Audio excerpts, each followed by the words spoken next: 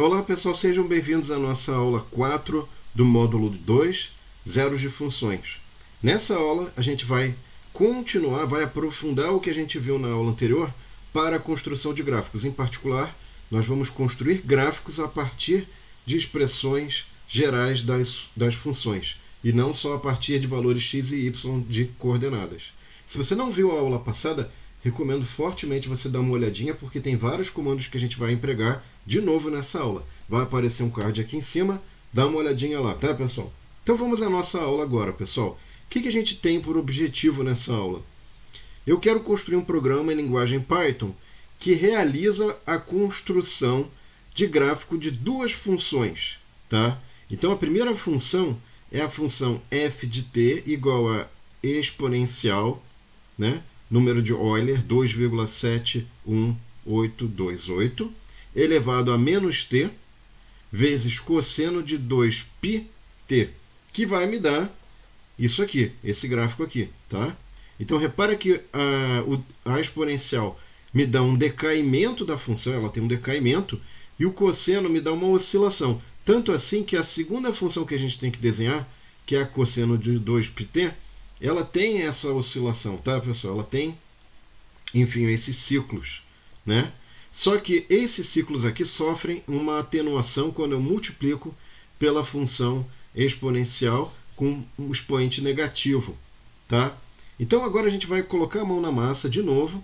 A gente não vai falar só de funçãozinha aqui, a gente vai falar como fazer, tá? E já tenho aqui, pessoal, também o meu Google Colab já está aberto, já abri lá, tá? Na aula passada eu também já indiquei como é que você pode fazer isso de forma simples. Isso aqui é um documento do Google como qualquer outro, só que eu posso colocar código Python. Então vamos fazer o seguinte, vamos mãos à obra agora, pessoal. O que eu vou fazer? Eu quero botar um gráfico do lado do outro, eu vou mostrar uma coisa interessante na hora de fazer gráficos, na hora de fazer figuras, tá? Então a primeira coisa importante, pessoal, é que eu vou precisar importar a matplotlib, tá?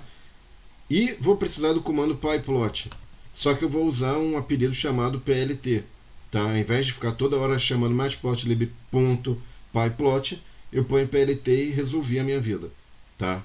Outra coisa importante, pessoal, é que toda vez que você fizer rodar um Google Colab, eu estou começando um Google Colab aqui, eu tenho que dizer quais são as bibliotecas necessárias.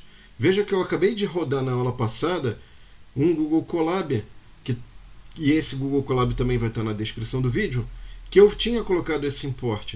Mas se eu tivesse pego o Colab da aula passada e colocado um código abaixo, eu já teria carregado na memória essa importação, essa biblioteca, tá? Enfim, de qualquer forma, para garantir, eu estou colocando um código novo aqui, eu estou importando esse comando. Uma coisa que você pode fazer, que é bem legal de linguagem de programação, também da linguagem Python, é que eu posso definir def, através do comando def, uma função nova, um comando novo. Eu não só uso comandos já pré-existentes, né? Comandos que estão em bibliotecas. Eu posso criar bibliotecas, eu posso criar comandos, e agora eu vou criar um comando f, cujo parâmetro de entrada é um valor t, tá certo? E este valor t eu vou usar para fazer cálculos, tá? E vou retornar o resultado desses cálculos através do comando return, tá? Então agora, pessoal, eu vou botar np, tá? Import, vou precisar de uma outra biblioteca, numpy as np, tá? Então aqui eu vou botar np, tá? E esse np aqui, pessoal, é da biblioteca NumPy, que vai ser interessante por quê? Porque eu posso botar toda uma lista de valores e ele vai aplicar esta função que já está dentro de np, tá?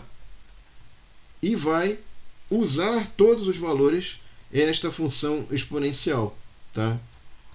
E aqui eu vou botar np vezes cosseno, também tem a função cosseno lá, vezes np.pi. Então, quando eu ponho np.pi, pessoal, eu tenho o valor de π lá dentro dessa biblioteca NumPy, já tem também o valor de π, que é uma mão na roda, né? Facilita muito a nossa vida. Então aqui, ó, eu vou colocar T1 igual a NP arrange, tá? Isso aqui vai basicamente criar uma lista de valores, tá?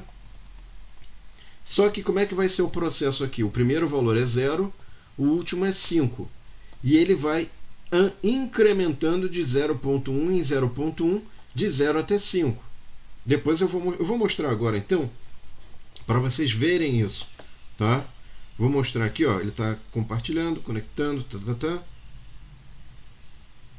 Muito bem. Então, aqui na verdade ele chama de array, tá, pessoal? Por que ele chama de array? Por que ele chama de vetor? Porque a lista ela pode ser caractere, string, número real, número inteiro. Esse aqui já é um tipo mais específico, que é o tipo fornecido por essa biblioteca NumPy, e é um tipo que, por exemplo, serve para valores inteiros, valores reais. Então é um caso particular e também específico aqui dessa biblioteca NumPy. O que eu queria mostrar para vocês aqui, pessoal? Uma coisa interessante, agora que ele carregou aqui no servidor da Google, é que esse NP, vou botar aqui, por exemplo, NP ponto, ó, NP ponto. Quando eu ponho ponto, ele já me fornece uma lista de possíveis funções.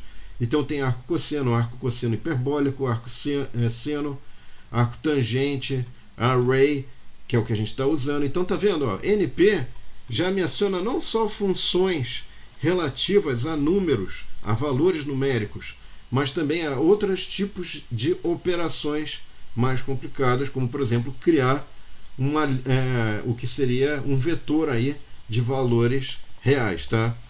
Já o T2 aqui, pessoal, o que eu vou ter? Eu vou ter o NP arrange, e esse arrange eu vou criar também uma outra array, né? Uma outra vetor, só que agora eu vou botar com uma precisão um pouquinho maior, tá? De 0,02, ele vai andando de 0,2 em 0,2. PLT figure. Então aqui eu vou criar, eu estou mandando criar uma figura. E por que eu estou fazendo isso? Porque agora eu vou dividir essa figura em subplots, né? Então aqui vai ter 2, 1, 1. O que é esse 2, 1, 1, pessoal? Isso aqui é o número de linhas. Então eu vou pegar minha figura e vou separar em pedacinhos. Como é que vai ser essa separação? Eu vou ter duas linhas e uma coluna.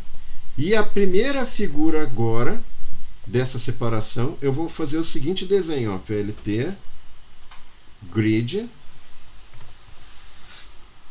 PLT plot T1 F de T1.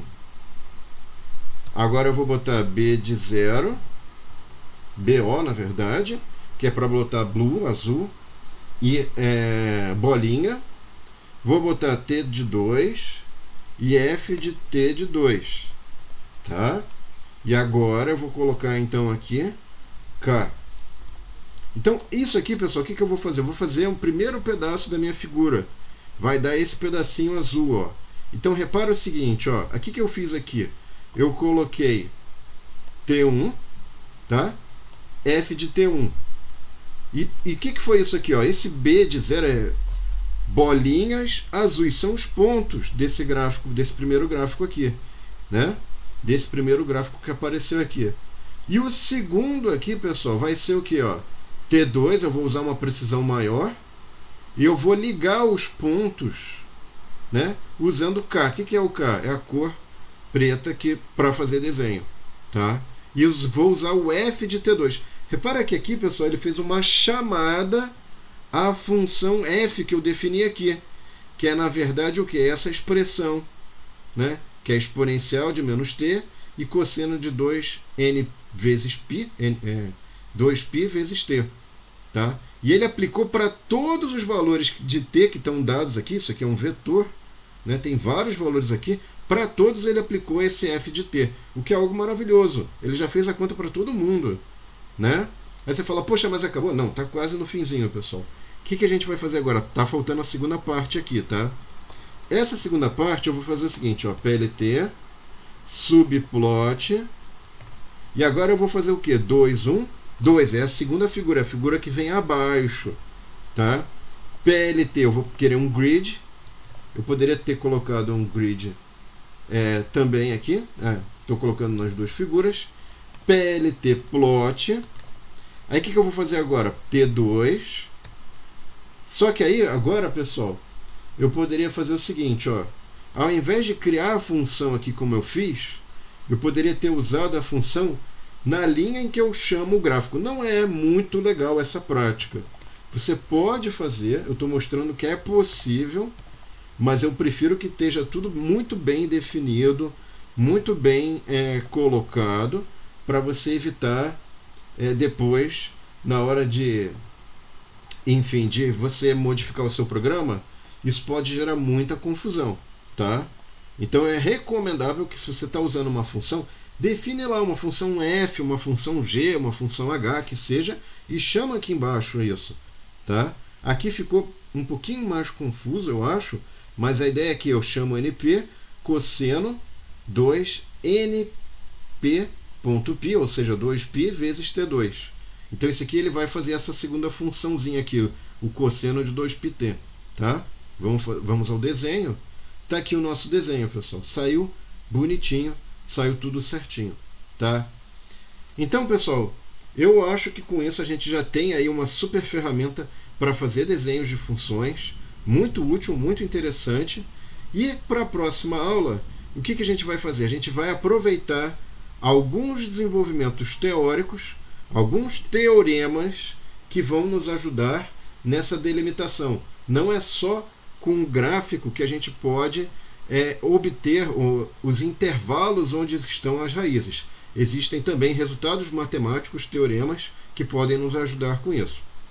Bom, espero que vocês tenham gostado. Não esqueçam que o código vai estar na descrição do vídeo. Também não esqueçam de curtir e compartilhar este vídeo para que mais pessoas tenham acesso. Obrigado e até a próxima aula então, pessoal. Tchau!